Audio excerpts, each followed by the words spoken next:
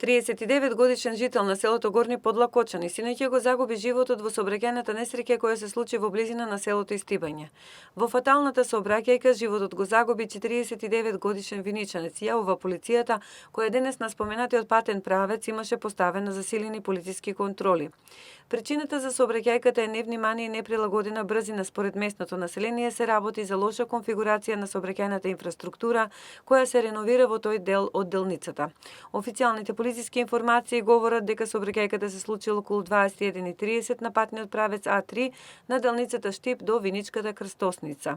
Во несреќата учествувале две возила, возило Мерцедес марка Е270 со винички регистарски ознаки, управувано од ВИ 49 години од селото Истибање, виничко и патничко моторно возило Volkswagen Passat со бугарски национални ознаки, управувано од ГИ 48 години од Штип, во кое како сопатник се превезувал БЗ 39 години од Горни Подлокочанско.